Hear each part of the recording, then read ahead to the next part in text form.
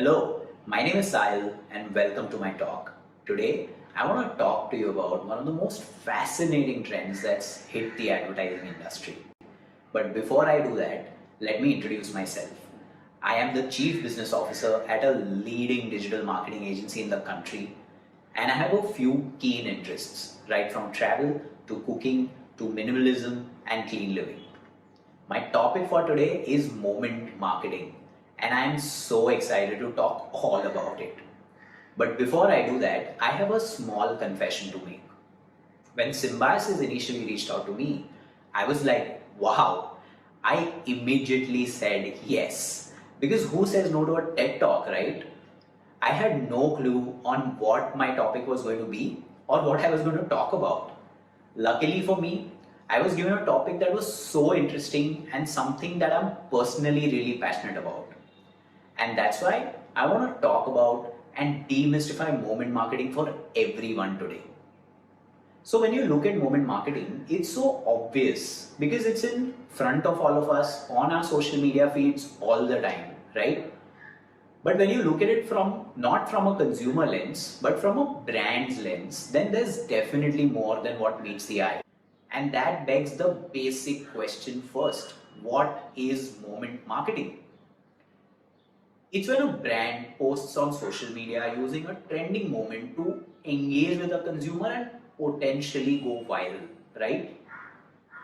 Actually, that's not the entire definition. In fact, while moment marketing is all about getting through your consumer basis the moment he or she is in, but it is regardless of the platform or the medium the brand chooses. And there's a reason to that. The reason is that we as consumers are all about moments, and therefore we find it a lot more easy and a lot more relevant to talk to a brand that's expressing in the context of what we as people are experiencing as a moment. There are many different types of moments, right from the planned moments like the festivals we celebrate across the year or the cricketing events that we all cheer for, to fluid moments that are sometimes so random and so simple that they become overnight trends which most of us have been guilty of watching, sharing, or even creating some of it. And then there are these personal moments which differ from person to person. For example, I could be in the moment of buying myself a fancy new car. I'd really want that, by the way. Or somebody could be planning their wedding that's coming up in the December of 2021. And it's not just the happy occasions.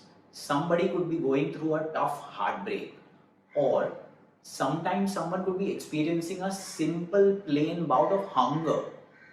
All of these are personal moments that brands in today's day and age with the access to data and technology are leveraging for better moment-led marketing. And then there are these micro moments where consumers interact with brands in a branded ecosystem.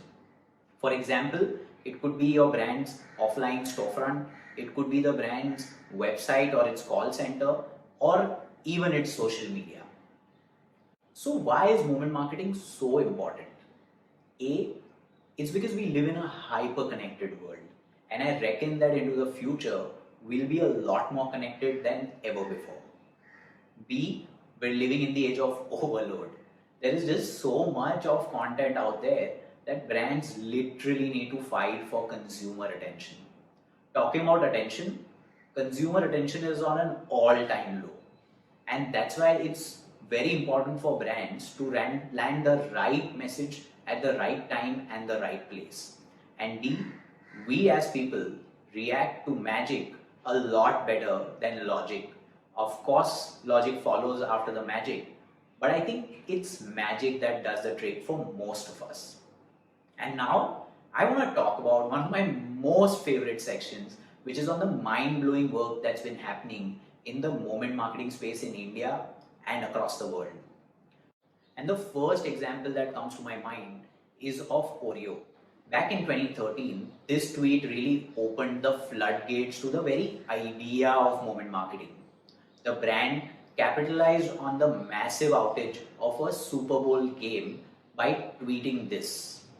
It was simple, quick and witty. Then there was this cheeky one from Burger King. It was just a 3-word tweet that got back to the famous rap artist Kanye West when he spoke about McDonald's being his favorite restaurant. Till date, it holds a record of being the most liked branded tweet of all time. And this one from Nike was a huge campaign in itself. It was born out of Colin Kaepernick, who kneeled while the national anthem was playing, protesting for racial injustice in the United States. Right from the president to most people spoke against it, but Nike still went ahead and released this moment-driven ad campaign that read, "Believe in something, even if it means sacrificing everything." And this one is my favorite reference of what a Burger King did in the UK. Minutes after the demonetization movement was announced, Paytm just tweeted, "We've got 2 words for you, Paytm Karo." Wow. And it didn't just stop there. The brand followed it up with an all-medium marketing campaign with the same messaging using the demonetization movement. You would have definitely seen the Rahul Bose tweet that showed a bill of 442 rupees for just 2 bananas from JW Marriott, of course. While a lot of brands took a dig at this viral moment, the one that stood out for me was JW's arch rival Taj. What Taj did was simply, in the most Taj way, put up tent cards inside all their hotels in all their rooms, mentioning that they would be delighted to serve fruits with just their compliments. Mumbai Police Online is so cool. It picks all the right trends and puts up the right content that probably wasn't expected out of the account in the first place. This example lands very well as it takes all the pop culture topics that millennials are active on and contextualizes it to staying at home in the COVID era. And this was a print ad released by Durex on Father's Day. It's so simple yet so much on point for the brand, of course. And the best part is that it was released in 2001 and has been released many times across the world since then. And last but not the least is Zomato. That's one of my favorite brands on social media. Just look at the smart use of copy, leveraging from the moment of a political party winning an election. What goes behind building such amazing moment marketing campaigns? Is it the idea, the content, the brand, or the moment itself that takes it through? Actually, it's a lot more than all of that. One of the first things brands do is focus on doing a lot of pre-planning. Right from the content calendars to the do's and don'ts they want to set, to keeping a tight watch on consumer culture is what I've seen many brands do. Secondly, they focus on committing to the idea of moment marketing. Most brands have dedicated teams whose primary KPI is to drive incremental reach through moment marketing regardless of the channel. And the third thing I've seen brands do is do active digital listening. It's across the internet, right from social media to e-commerce to search to videos and sometimes even offline. And while brands put in a lot of effort in building moment marketing campaigns, there are a few things they literally avoid. One of the first things I've seen brands avoid is to not look at moment marketing from a tactical point of view. That's a complete no-no. And that's why brands who flirt with moment marketing once in a while do not see any visible results in the short term or even in the long term. And the second thing most brands miss out on is when they look at marketing with a lot more importance than the moment itself. Always remember that consumer-centric moments help brands build a lot more context, which ultimately marketing has to just follow. And that brings me to one more question. Should everyone really do it? Maybe not. Apple, one of the biggest brands in the history of advertising, I don't remember them doing any form of moment marketing whatsoever. In fact, what I've seen them do is a lot of launches which effectively become trends that a lot of brands and industries have leveraged. And now the big question really is, how do you reimagine this world of moment marketing into the future? And how do you make it a lot more relevant, a lot more connected, and a lot more sharp?